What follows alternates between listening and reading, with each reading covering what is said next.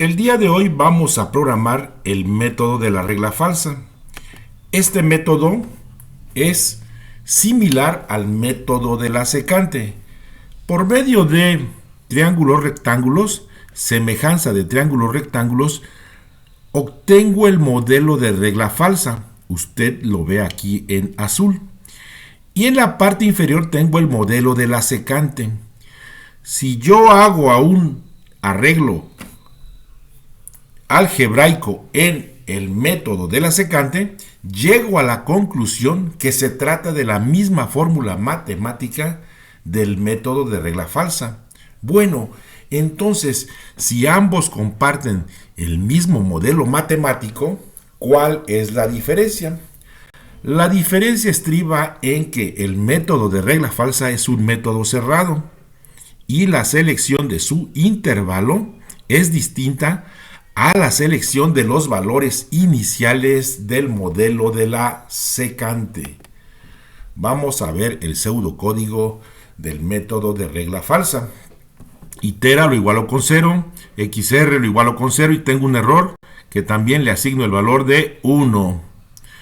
Lo meto a un ciclo repetitivo mientras y digo que mientras se cumpla error mayor que tol y itera menor que max, haga lo siguiente. Esta variable X anterior me permite calcular el error absoluto únicamente cuando he calculado el XR producto de la fórmula de regla falsa. Test es una variable que me permite seleccionar el intervalo. Es la evaluación de XY en la función y la evaluación de XR en la función. Realizo un producto. Si t es menor que 0, entonces XU es XR. Y XY sigue siendo el mismo valor. En el siguiente caso, si t es mayor que 0, entonces XC y es igual con XR y XU sigue siendo el mismo. El último caso es cuando he encontrado la raíz. Vamos a ver un ejemplo en específico. Quiero calcular la raíz de e a la menos x menos x. Puedo utilizar como intervalo el 0 y 1, ya que la raíz está en dicho valor cerrado. 0 y 1 es mi intervalo.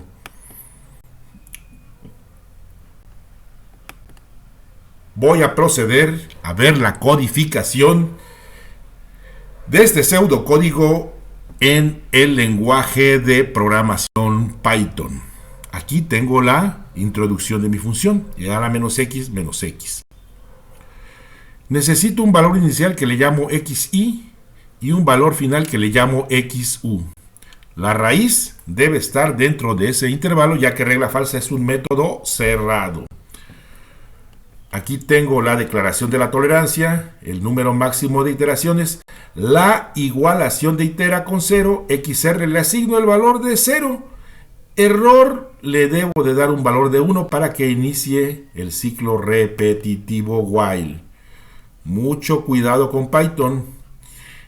Ustedes ven, después del while, ustedes ven sangría o indentación. Esto es muy importante porque todo lo que está dentro del ciclo repetitivo mientras debe tener sangría. En caso contrario, no está dentro del ciclo repetitivo. Al final, yo observo que el método de regla falsa me va a proporcionar el valor de la raíz XR y ya sabemos que f de XR debe ser aproximadamente 0, el error aproximadamente 0 e itera debe de contar el número de iteraciones. Esto es todo el código en Python de mi método de regla falsa. Es un método muy parecido al método de la secante. De hecho, su modelo matemático es el mismo, pero el cambio se da en la selección del intervalo para regla falsa y la selección de valores iniciales para método de la secante. Proporciono ahora correr mi programita. Le voy a introducir como valor inicial XY el que yo había dicho, el 0, y como XU, el segundo valor, el 1, y vamos a ver cuál es mi resultado. XI 0 y XU 1. Le doy Enter y me dice que después de 12 iteraciones se alcanzó la raíz. Aquí observo todas las iteraciones. Este método, aunque es un método cerrado, la mayoría de las ocasiones funciona aun cuando la raíz no esté dentro de dicho intervalo. Vamos a analizar el método de regla falsa para obtener raíces de funciones algebraicas y trascendentes. Observamos la demostración matemática. Tenemos dos triángulos semejantes, uno por arriba del eje de las X y otro por abajo del eje de las X. Realizamos una igualdad de triángulos delta Y entre delta X con sus correspondientes valores. Realizando operaciones básicas, obtenemos el modelo de regla falsa. Pero observamos que ese modelo de regla falsa, la última fórmula, es idéntica al modelo de la secante. Observamos que término a término es igual la fórmula matemática de regla falsa con la fórmula matemática del método de la secante. Bueno, pero ¿qué es lo que hace la diferencia entre ambos métodos? El método de regla falsa se considera un método cerrado, es decir, la raíz debe de estar en el intervalo. El método de la secante usa dos valores iniciales, pero para la construcción de la derivada. Esa es la diferencia fundamental. Observamos en el pseudocódigo utilizando la estructura repeat. Vemos que la selección del intervalo se hace como en el método de bisección, construida para obtener un intervalo en una ecuación que cruza el eje de las X.